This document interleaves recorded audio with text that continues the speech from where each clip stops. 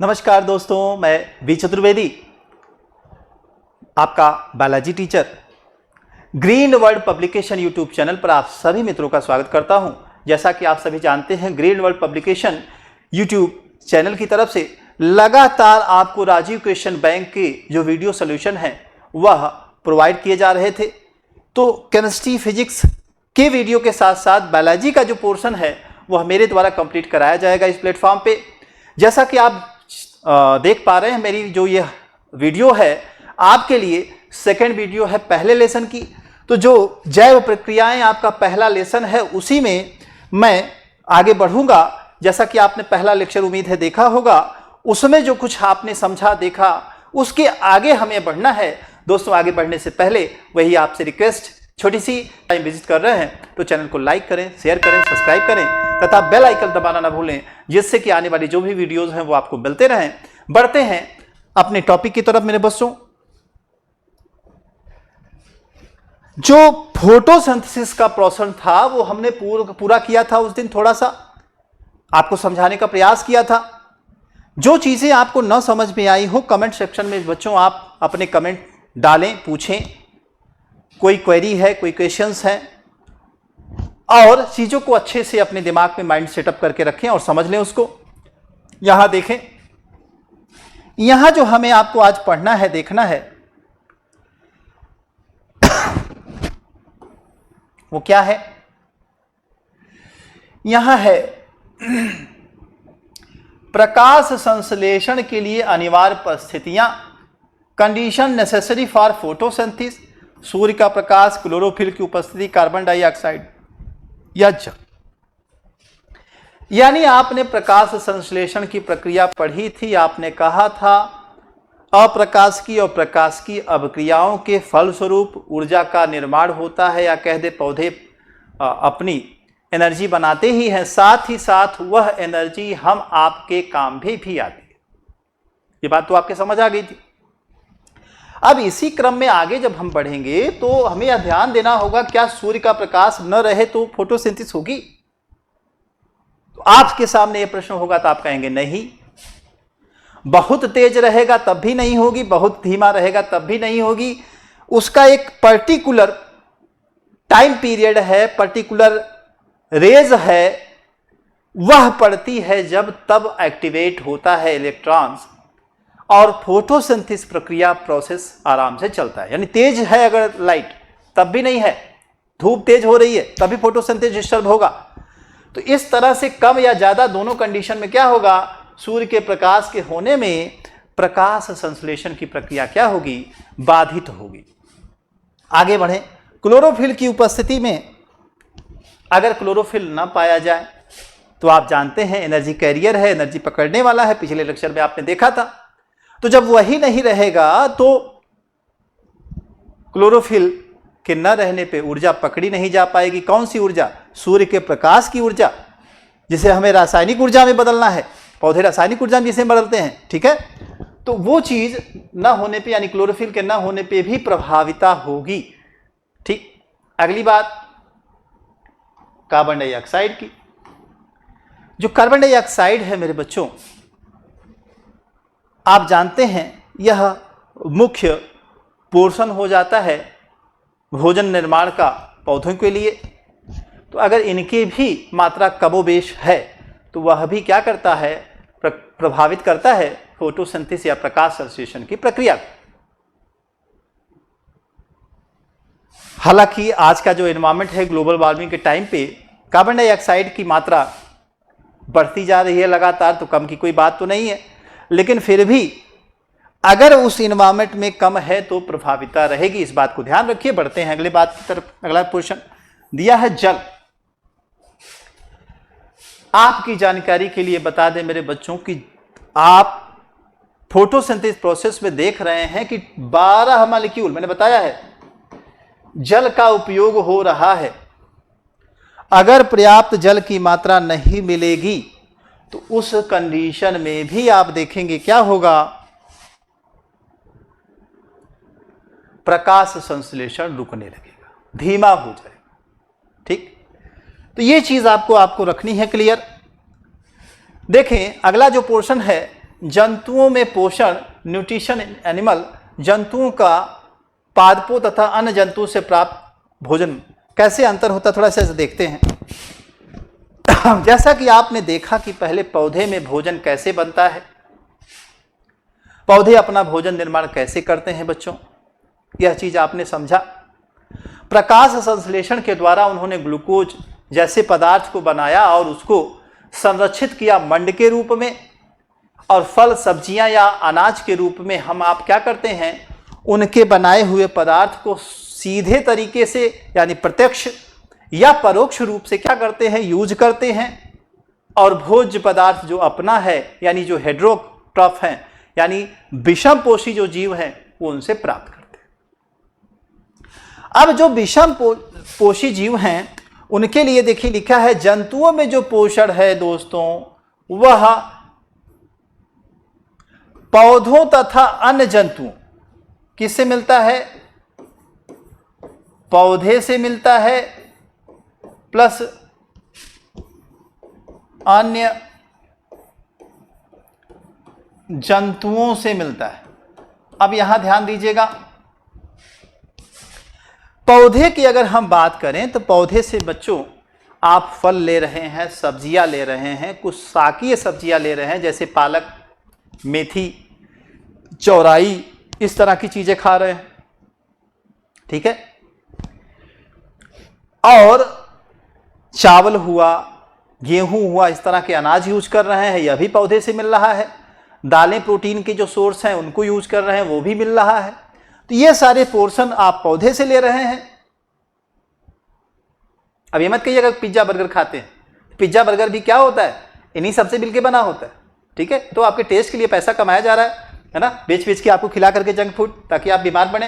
Healthy diet खाइए। यहां देखिए अन्य जो जंतु हैं उनसे क्या मिलता है, अन्य जंतुओं से मेरे बच्चों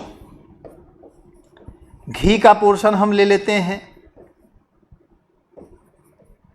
दूध का पोर्शन ले लेते हैं। तो घी और दूध तो आवश्यक चीज हमारे में जुड़ी गया। साथ ही आप देखते हैं अंडा हुआ और एक मीट या मांस का जो भोजन हुआ वह भी जुड़ जाता है। मांस मछली के रूप में, मांस हो या मछली हो, मुर्गा, मटन, इस तरह की चीजें जो लोग खाते हैं तो वो मांस वाला पोर्शन। साथ ही साथ आप देखेंगे अंडा या एक जैसा पोर्शन या एक, ये सारी चीजें जो होती हैं किससे मिलती हैं, अन्य जंतुओं से मिलती हैं। तो कहीं ना कहीं पौधे और जंतुओं से ही हमारा भोजन मिलता है। और यहाँ जो सबसे महत्वपूर्ण चीज है मेरे बच्चों जो आपको समझना चाहिए, अगर आपको अपना पर्यावरण बचा के रखना है, क्या पौधे ही इनको भोजन देते हैं, अन्य जंतुओं को। तो जब ये नहीं रहेंगे तो ये तो तुरंत गायब हो जाएगा ना आपके भोजन से, आपकी थाली से गायब। इसका मतलब ये है कि इन पौधों का होना इतना आवश्यक है कि बिना इन पौधे के ये नहीं रहेंगे। तो जब तक ये नहीं रहेंगे आपको भोजन मिलेगा कहां से। तो यहां प्लांट या पौधा क्या होता है, बहुत ही महत्वपूर्ण हो जाता है आपके जीवन के लिए, चाहे भोजन लेना है, चाहे प्राणवायु ऑक्सीजन लेना। बढ़ते हैं दोस्तों, आपने तो समझ लिया कि पौधे और जंतु दोनों से हेटेरोट्रॉफ क्या करते हैं, न्यूट्रिशन लेते हैं। अब कुछ पॉइंट्स हमने आपके लिए सेलेक्ट किया है क्वेश्चन बैंक से, उसको देख लीजिए। न्यूट्रिशन से संबंधित जंतुओं में जो पोषण है वह आप देखेंगे कुछ चरण में होता है, जैसे अंतर्ग्रहण, पाचन, अवशोषण, स्वांगीकरण, वहिक्षेपण। तो एक एक को मेरे दोस्तों समझते हैं। पहले समझते हैं अंतर्ग्रहण क्या होता है। अंतर्ग्रहण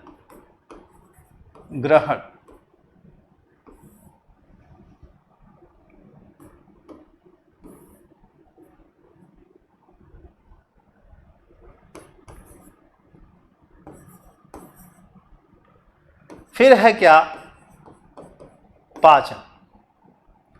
पहले अंतर्ग्रहण समझते हैं। अंतर्ग्रहण से क्या मतलब, अंतर्ग्रहण से बस इतना सा मतलब है कि जो भोज्य पदार्थ बाहर है उसको आपने इनगल्फ किया, खाया। जो आपका पाचन तंत्र है, मुख गुहा है, आहार नाल है, उसमें आपने प्रवेशित कराया, मुंह में लिया, एंट्री दिया भोज्य पदार्थों को, वही क्या है? अंतर्ग्रहण है, अंदर ग्रहण करना।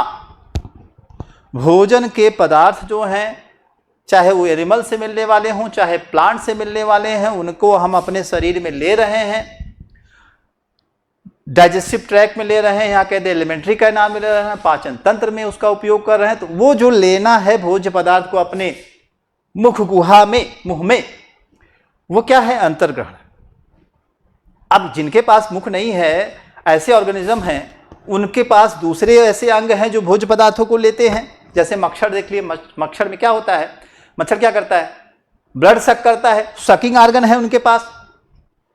मधुमक्खी में सकिंग आर्गन है, बाइटिंग आर्गन भी है हालांकि।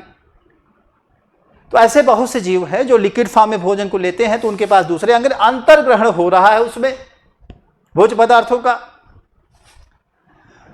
जो ही अंतर्ग्रहण भोजन का हो जाएगा, तुरंत शुरू हो जाएगा क्या? पाचन की प्रक्रिया।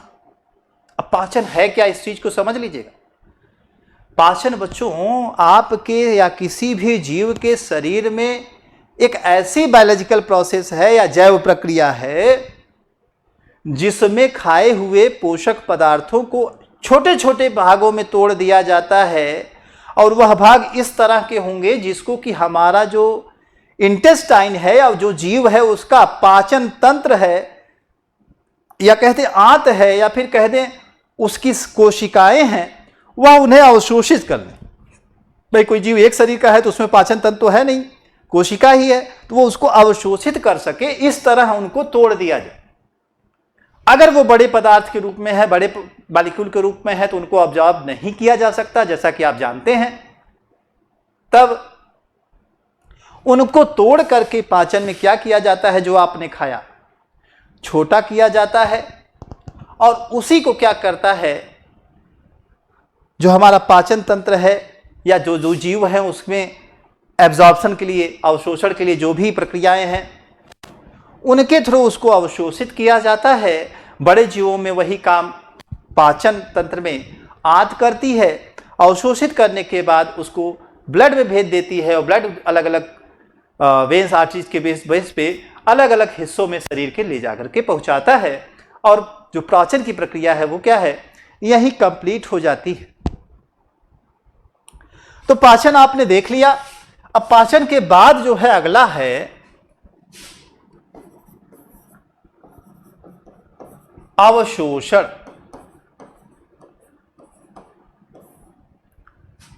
जिसे आप एब्जॉर्प्शन कहते हैं। जब पाचन क्रिया में भोज्य पदार्थों को छोटे छोटे टुकड़ों में तोड़ दिया गया, तो अब उनको एक्सेप्ट करना है, स्वीकार करना है, एब्जॉर्ब करना है। बड़े जीवों में इसके लिए आंत है, जैसा कि मैंने बताया, छोटी आंत, बड़ी आंत हम आप में। और जो छोटे माइक्रो ऑर्गेनिज्म है उनमें माइक्रो सिस्टम है, सेल में परासरण विसरण के थ्रू वो अवशोषित कर लेते हैं। ठीक है, परासरण विसरण आपने समझा होगा, नहीं समझा होगा तो हम आपको समझा देंगे। इसका नंबर आने वाला है, आपके ब्लड सर्कुलेटरी सिस्टम या कहते हैं रुधिर पथ थोड़ा सा समझाएंगे आपको, तो वहां आपको क्लियरिफाई कर देंगे, तो आप परेशान ना होइएगा। ठीक, तो पाचन में जो छोटे पदार्थ हैं उनको अवशोषित करना, अवशोषण हो गया। अवशोषण करके उनको ब्लड में भेज देना है। छोटे जीव हैं तो डायरेक्ट शरीर में, उनके सेल में ही चला जाता है। और उसके बाद फिर शुरू होता है चौथा काम, जिसे आप कहते हैं स्वांगीकरण। स्वांगीकरण का मतलब होता है बांटना। जो कुछ खाया है, जो कुछ यूज किया है, अब पहले भोजन को लिया बॉडी में, उसको तोड़ा, फिर उससे जो अवशोषित करने वाली चीजें थी अवशोषित किया, बाकी को शरीर से बाहर निकाल दिया एक्सक्रीशन के थ्रू, उत्सर्जन के थ्रू। फिर जो अवशोषित किया हुआ पदार्थ है उसको अलग अलग कोशिकाओं में, अलग अलग शरीर के हिस्से में क्या है, भेजना ही स्वांगीकरण है। उम्मीद है मेरे बच्चों आपको यह समझ में आ रहा होगा। अब स्वांगीकरण हो गया तो सबसे लास्ट पोर्शन है क्या, वही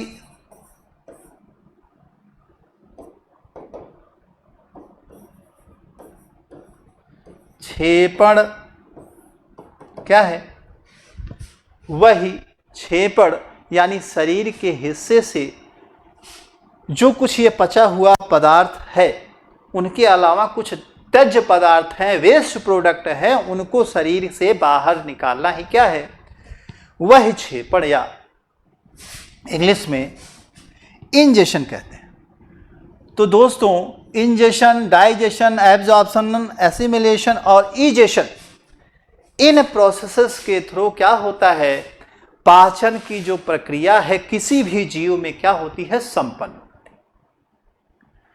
तो पाचन में जो पाचन तंत्र है उसके चलने से भोज्य पदार्थों का शरीर में पहुंचना, चाहे छोटा जीव हो चाहे बड़ा जीव हो, सब में पाचन की प्रक्रिया होती है। अंतर थोड़ा बहुत होता है, हायर में अच्छी डेवलप्ड है, पाचन तंत्र के रूप में आपके सिस्टम मिलेगा। लोअर में है तो उसमें कुछ लोअर टाइप का सिस्टम मिलेगा, कम विकसित तंत्र मिलेगा।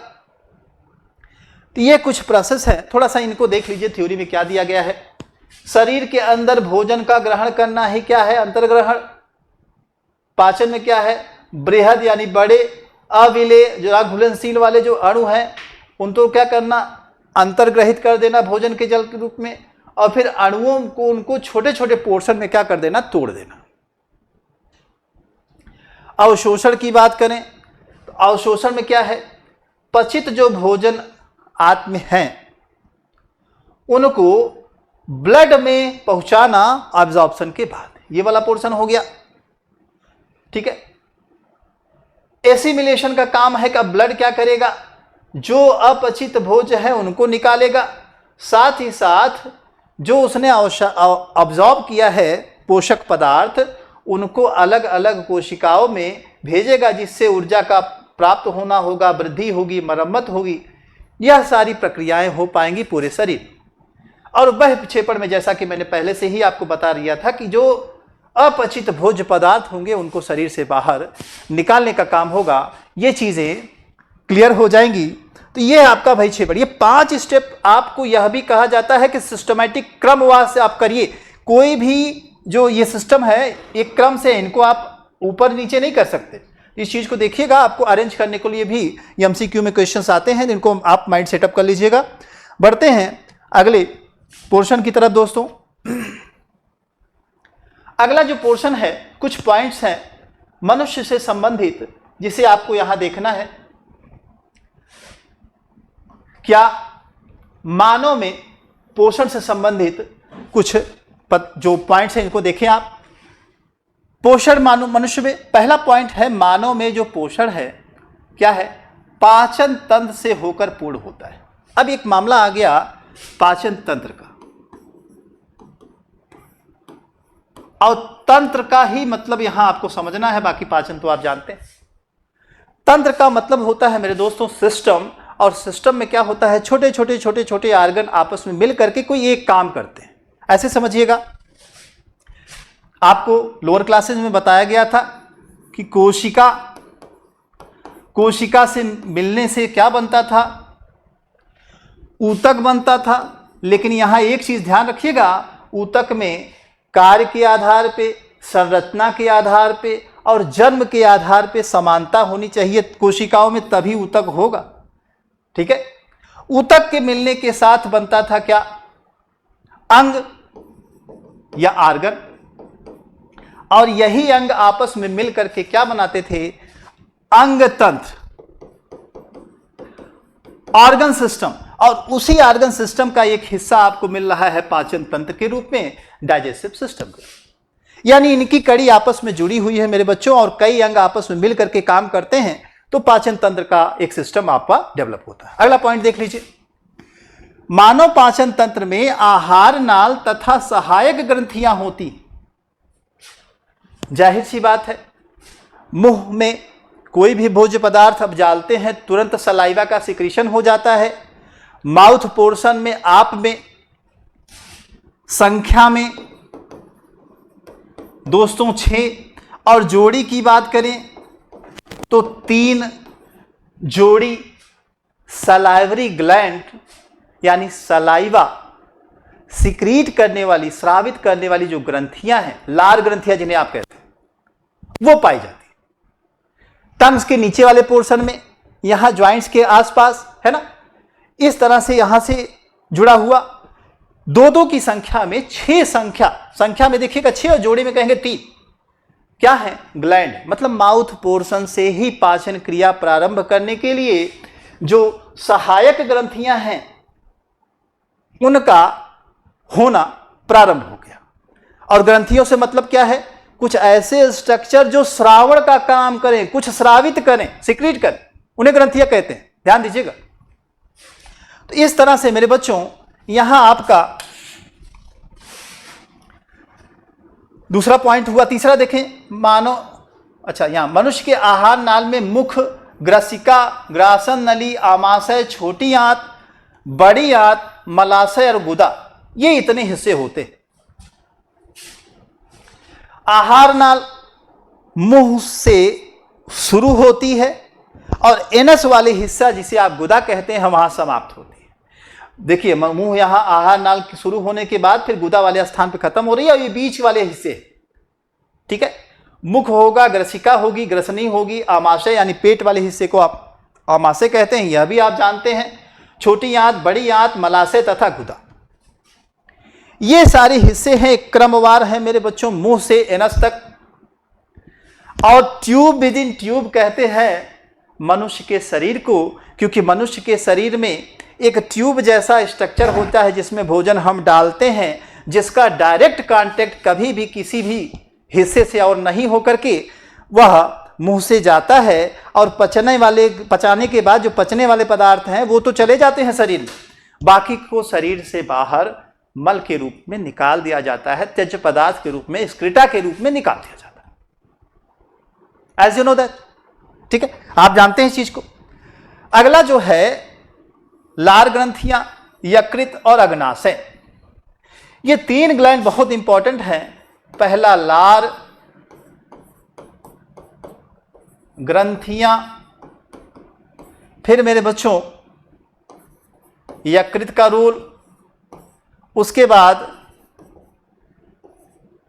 अग्न्याशय। ये देखेंगे कुछ इंपॉर्टेंट ग्लैंड है जो कि आपके शरीर में पाचन की जो प्रक्रिया है उसमें सहयोग प्रदान करते हैं, ठीक है।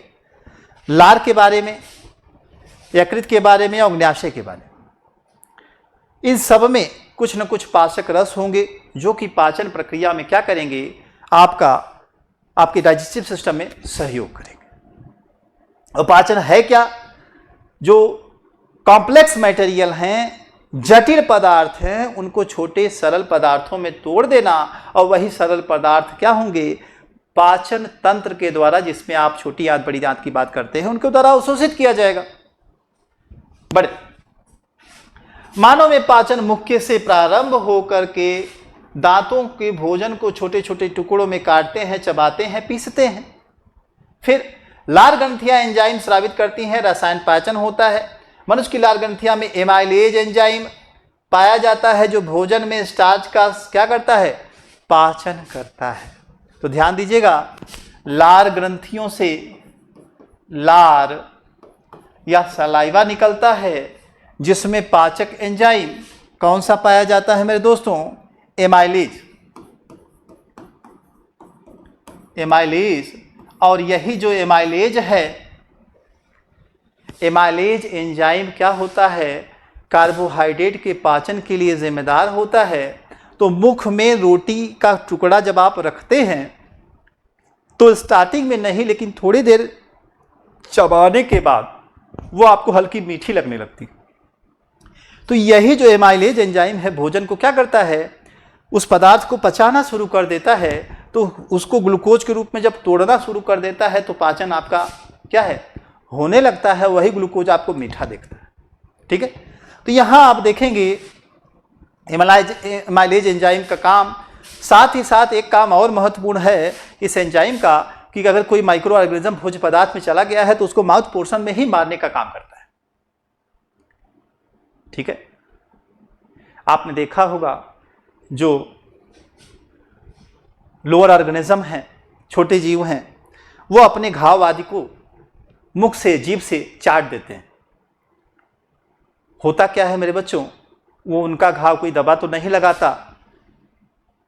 अब तो हालांकि कुछ ट्रीटमेंट भी शुरू हो गए हैं, कुछ जगह ट्रीटमेंट की चीज़ें अवेलेबल भी हो गई हैं, लेकिन अगर कोई ऐसा जीव है, जैसे मान लीजिए कोई डॉगी ही है, उसको चोट लग गई है, कोई देखने वाला उसका नहीं है, नॉर्मली ऐसे आवारा है, नॉर्मली मार्केट में टहल रहा है, उसको चोट लगी, उसने इस तरह से सलाइवा उस पर लगा दिया घाव पे अपने, तो ये अमाइलेज एंजाइम की ही वजह से उस पर प्रोटेक्शन जैसा कुछ वर्क होने लगता है, माइक्रो ऑर्गेनिज्म की क्रिया कम हो जाती है, वो ठीक होने लगता है। बात समझ रहे? ये हम आपको समझा रहे हैं कि विज्ञान कैसे वर्क कर रहा है। आगे बढ़े। मानव की मुख गुहा में 4 प्रकार के दांत होते हैं, कृंतक, रदनक, अग्र चवर्णक और चवर्णक। ठीक है, थोड़ा सा मेरे बच्चों यहां आप देख लीजिए,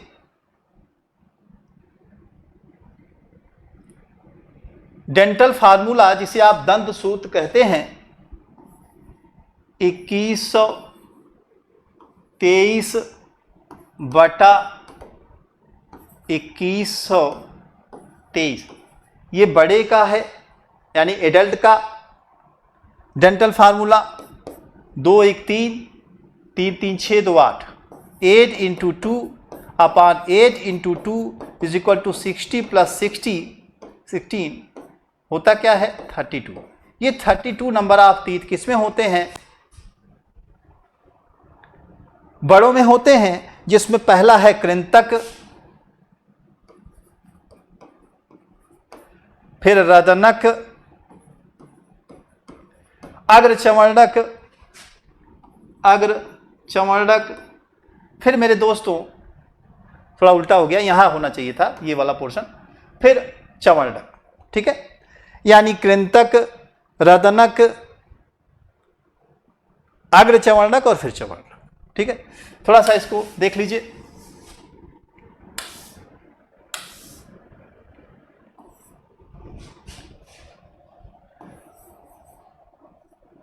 कैनाइन, इंसाइजर, प्रीमोलर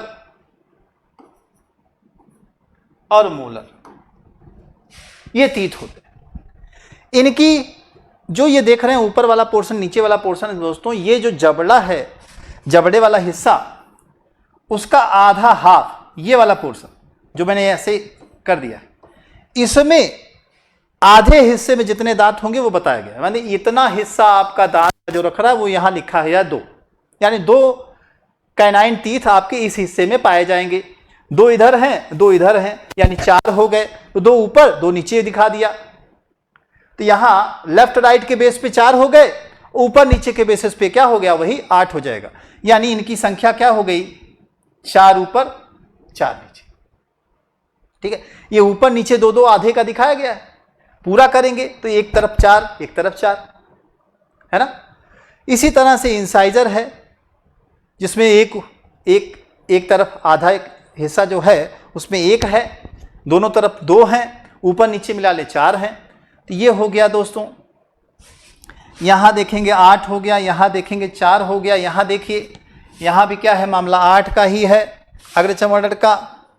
और फिर चवर्णक में जाएंगे तो 3 3 का है, तो ये हो जाएगा 3 3 6 3 3 6 6 दूनी 12 हो गया। तो इस तरह से कुल 32 दांत बड़ों में दिखाई देते हैं। अब वहीं अगर मेरे बच्चों छोटे बच्चों की बात करें, छोटे बच्चों की बात करें मेरे बच्चों, तो उनमें दांतों की संख्या होती है 20, जिसमें देखेंगे आप इंसाइजर 2/2, ये हम बड़े के लिए लिख रहे हैं, देखिएगा कैनाइन 1/1, फिर प्रीमोलर 2/2, फिर मोलर 3/2। ये बड़े वाला डेंटल फार्मूला था, जैसा कि आप जानते हैं। छोटों में क्या होगा, यही मेरे बच्चों 2102 हो जाएगा अपान 2102। इंसाइजर कैनाइन, वहां पलट गया था मामला, थोड़ा सा ध्यान दीजिएगा, उल्टा हो गया था, यहाँ कैनाइन का इंसाइजर हो गया था, ठीक है। कैनाइन, फिर यहाँ देखिएगा प्ली मोलर और फिर मोलर। यहाँ ध्यान से देख लीजिएगा दोस्तों, ये बच्चों का डेंटल फार्मूला है, उनमें नहीं पाया जाता है कौन सा दांत, कभी कभी पूछ दिया गया है तो आप देखेंगे प्री मोलर वाला जो दांत है जिसे आप अग्र चमड़क कहते हैं वह नहीं पाया जाता। इसको आप माइंड सेटअप कर लीजिए। चलिए, ये डेंटल फार्मूला है, यहां देखें 2 2 4 1 5, 5 गुणे 2 अपान 5 गुणे 2 is equal to 10 + 10 that is 20। ठीक है, तो बच्चों में 20, बड़ों में 32 यानी 32 दांत पाए जाते हैं। आगे बढ़ते हैं, अगला जो पोर्शन है ध्यान दीजिएगा। अगले पोर्शन में आपको मेरे बच्चों बताया गया है ग्रसनी या फायरिंग्स का हिस्सा, यानी मुख गुहा के बाद ग्रसनी या फायरिंग्स वाला हिस्सा जो है वह 12 सेंटीमीटर लंबी फनल आकार की सीधी लंका होती है जो भोजन को मुख गुहा से ग्रसनी में ले जाती है।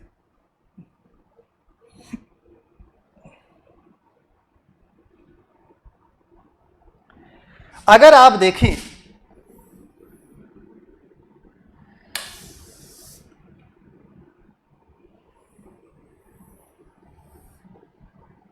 तो मेरे दोस्तों थोड़ा सा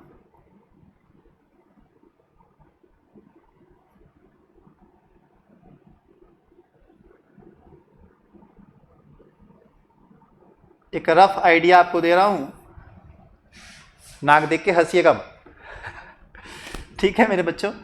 चलिए, ये हो गया मुख वाला हिस्सा, और इसी में ये वाला हिस्सा, ये वाला जो बढ़ रहा है वही है क्या, फायरिंग्स या ग्रसनी।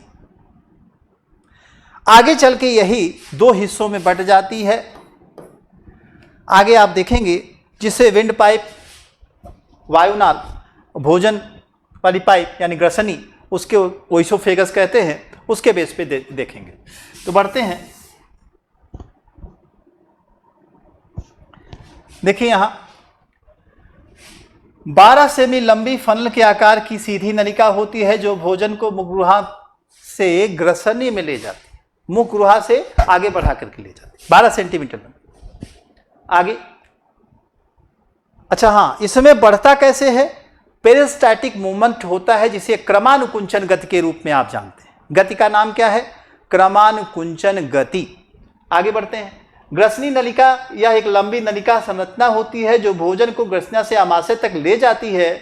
इसके प्रमुखतः 4 कार्य होते हैं, भोजन ग्रहण करना, उनको तोड़ना या आंतरिक मंथन करना, पाचन करना, और छोटी आंत में उनको क्या कर देना, भेज देना।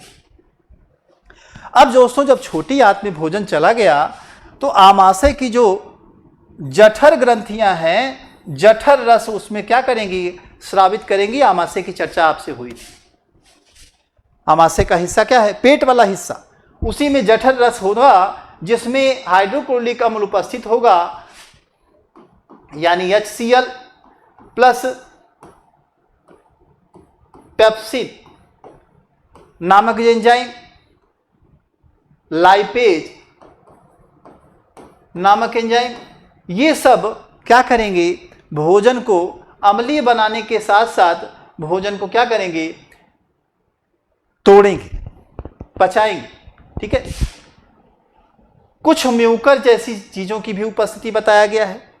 यह सीएल भोजन को विक्रांत कर प्रोटीन निम्नीकरण में सक्रिय करता है, यानी क्या, भोजन को तोड़ता है और उसमें प्रोटीन वाले पदार्थ जो होंगे उनको सरल बनाता है ताकि उनको एमिनो एसिड के रूप में आप छोटी इकाई के रूप में कर पाए, और वही क्या होगा, आपके शरीर में अवशोषित होगा। वहीं पेप्सिन का काम देखिए, पेप्सिन और रेनिन प्रोटीन को प्रोटीएजेज में बोलने या पेप्टोन में तोड़ने का काम करते हैं। यानी पेप्सिन और रेनिन जो एंजाइम है क्या करेंगे, प्रोटीएजेज या पेप्टोन में तोड़ने का काम करेंगे, किसे, प्रोटीन को। वहीं लाइपेज आप जानते हैं कि वसा को मोनोग्लिसराइड में या वसी अम्लों में, फैटी एसिड जिन्हें कहते हैं, उनमें तोड़ेगा। और आगे मेरे बच्चों दिया गया है, मानव छोटी आंत में भोजन के पूर्ण पाचन का स्थल होता है। छोटी आंत में अच्छे से पचता है, साथ ही साथ भोजन का ज्यादा हिस्सा छोटी आंत में अवशोषित हो जाता है और पानी का ज्यादा हिस्सा बड़ी आंत में क्या होता है, अवशोषित होता है। छोटी आंत में पित्ताशय वाहिनियां पित्त रस तथा अग्नाशयी रस का क्या करती हैं, इनका रस जो दिखेगा, यहां दो रस बहुत इंपॉर्टेंट है, एक पित्त, दूसरा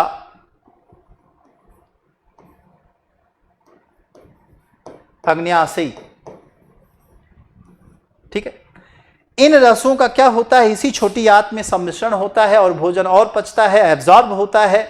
ये दोनों प्रोसेसिंग इसमें होती है। आगे बढ़ें अगले पोर्शन की तरफ। इसमें देखेंगे दोस्तों, पित्त में पित्त लवण,